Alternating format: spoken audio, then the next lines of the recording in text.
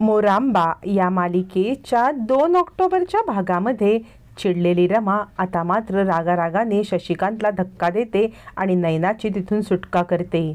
शशिकांतला आता इकडे रमाच्या रूपामध्ये रणचंडिकाच अवतरलेली दिसत असते आणि आता तो घाबरतो. रमा म्हणते, खबरदार, यापुढे जर एका स्त्रीला अबला समजून तिला त्रास दिलास ना तर गाठ माझ्याशी आहे. काठी घेते, त्याच्या पायावरती वार करते. शशिकांत बाजूला पडतो आणि रमा नैनाचा हात धरते आणि तिकडून पळ घालते. निघता निघता नैना आपला मोबाईल घेते. शशिकांत सांगत असतो, पकडा पकडा, पण दोघी जणी तिकडून पसार होतात. रस्त्यात अनेक गुंड आडवे येतात, पण रमाने आता मात्र हार मानायची नाही असंच ठरवलेलं असतं. शशिकांत आणि त्याच्या माणसांना अगदी तोडीस तोड उत्तरते. तिकडून आता रमा निघून जाते. शशिकांत हात चोळत बसतो. तोपर्यंत इकडे आता नैना सांगत असते, रमा, अगं तू वेळेवरती आली नसतीस तर माझं काय झालं असतं. रमा म्हणते, हे बघ, मी वेळेवरती आले यापेक्षा तू मला हुशारी करून लोकेशन पाठवलंस ना ते बरं केलंस, नाहीतर मला खरंच येणं जमलं नसतं ग. तुझ्यामुळे आज मी वेळेवरती पोहोचू शकले, तुझ्या हुशारीमुळे. आणि तू काळजी करू नकोस, आत्ता तुझ्या मागे कोणीही नाही आहे, तुला पकडायला कोणी नाही. आपण खूप लांबपर्यंत आलोय आणि आता इथून तुला एका सेफ ठिकाणी मी ठेवणार आहे. घरी जाणं आता तुझं सेफ नाही आहे.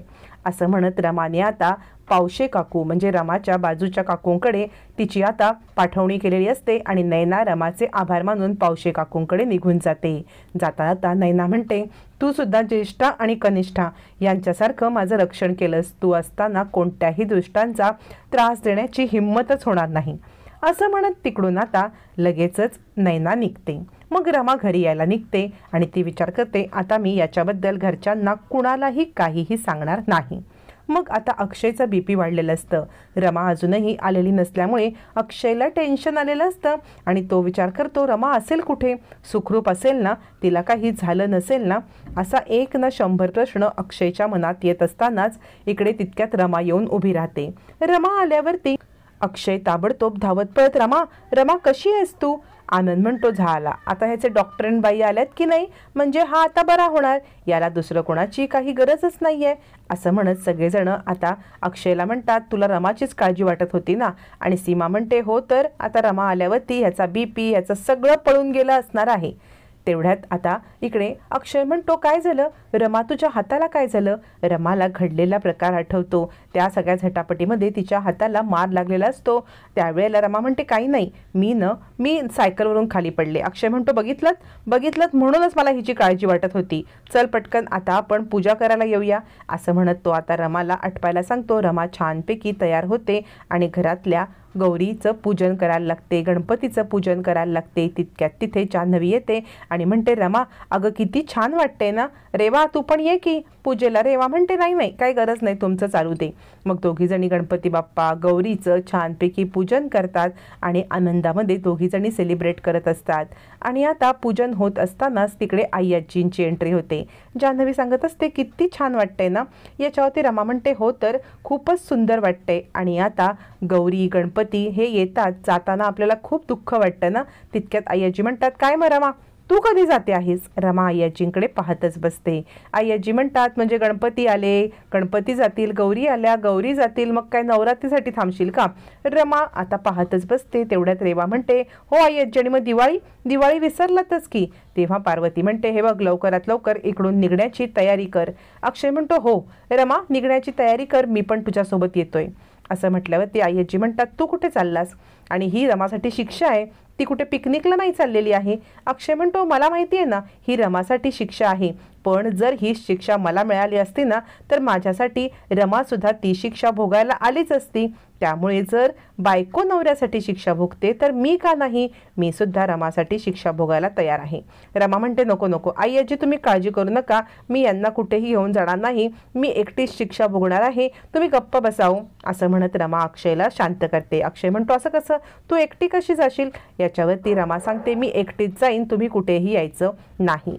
आई आजी मात्र स्वतःकडे पाहतच बसते.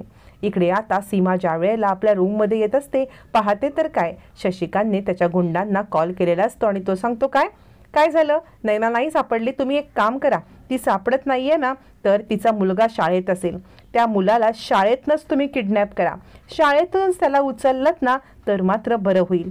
असं म्हणत आता इकडे शाळेतूनच उचलण्यासाठी सांगितल्यावरती सीमा हे ऐकते की नैनाचा मुलगा किडनॅप होणार आहे आणि ती धावत पळत रमाकडे येते.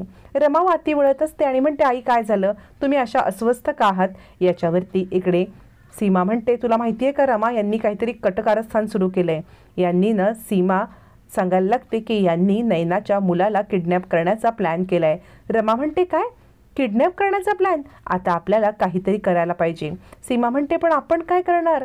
रमा म्हणते, माझ्याकडे एक युक्ती आहे. असं म्हणत रमा ती युक्ती सांगते. सीमा म्हणते, पण हे मला खूप रिस्की वाटतंय हो. याच्यावरती रमा म्हणते, आई रिस्की वगैरे काही नाही, सगळं काही ठीक होईल.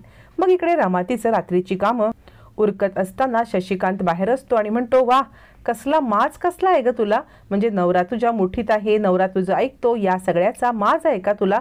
तुझा माज हा मी कसा उतरवेन ना तेच बघ.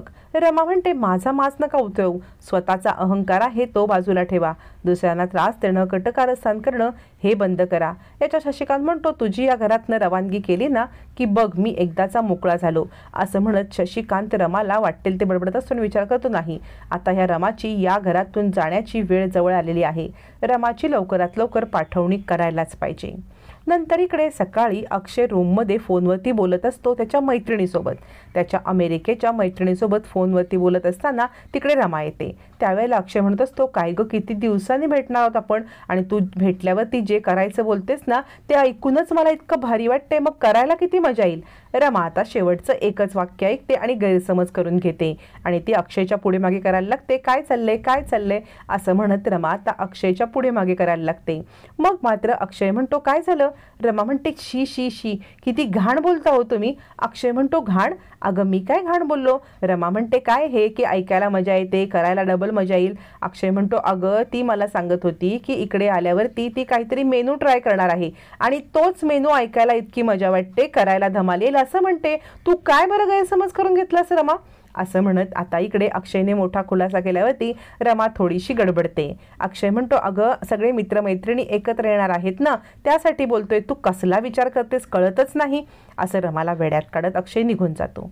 इकडे आता आनंद आणि अभि दोघं जण कसं जायचं, डेक्कन जिमखान्यावरती कसं जायचं, तिला कसं भेटायचं. तितक्यात अक्षय येतो आणि म्हणतो, आपल्याला इन्व्हिटेशन आहे. याच्यावरती आनंद म्हणतो, अरे हो पण जानूला कळलं की मी एका मुलीला भेटायला जातोय तर काय होईल, तुला कळतंय ना जानू म्हणजे काय चीज आहे ते, तिला मी एखाद्या मुलीला भेटायला जातोय हे पटतच नाहीये. याच्यावरती अक्षय म्हणतो, आपण सांगायचंच कशाला, आपण सुमडीत जाऊन सुमडीत यायचं. अभि म्हणतो, मला ही आयडिया आवडली हा, म्हणजे सुमडीत जाऊन सुमडीत आलं तर कुणाला कळणार आहे की काय आहे म्हणून, त्यामुळे आपण असंच करूया. हे सगळं रेवा ऐकत असते आणि ती विचार करते, कसली सुमडी, म्हणजे रमाला फसवून हे कुठे चाललेले आहेत, काहीतरी पाणी मुरते असा विचार करून आता रेवा विचारच करत बसते की काहीतरी गडबड आहे. तोपर्यंत इकडे आता रमाकांत सांगत असतो, आपल्याकडे ना पूजेचं ताट सजवायची आपण कॉम्पिटिशन ठेवायची आहे, रमा तू पण पार्टिसिपेट कर. आता रमा पूजेचं ताट सजवण्याच्या कॉम्पिटिशनमध्ये पार्टिसिपेट करणार आणि त्याच्यामध्ये रेवा पण पार्टिसिपेट करणार असते. पण रमाने पूजेचं ताट सजवू नये यासाठी रेवाने कारस्थानं करत रमाच्या डोळ्यांना काहीतरी इन्फेक्शन होईल असं केलेलं असतं आणि मग रमाच्या डोळ्यांना इन्फेक्शन होतं. रमाच्या डोळ्यांना इन्फेक्शन झाल्यामुळे आता रमा डोळ्यावरती पांढरा टॉवेल ठेवून पडलेली असते. आता मात्र आय्यरजी म्हणतात, या स्पर्धेतून रमा आधीच आउट झाली, रमाला या स्पर्धेमध्ये पार्टिसिपेटच नाही करता येणार. अक्षय म्हणतो, का नाही करता येणार, या स्पर्धेमध्ये रमा पार्टिसिपेट करणार आणि मी तिची दृष्टी बनणार. रमा चालेल ना तुला, मी तुझी दृष्टी बनलेलं. असं म्हणत अक्षय रमाला आता छानपैकी पूजेचं ताट सजवण्यासाठी तिचे डोळे बनणार असतो. रमाला पुन्हा एकदा अक्षयच्या प्रेमाची प्रचिती येते आणि पुन्हा एकदा रेवाचा डाव फ्लॉप होतो.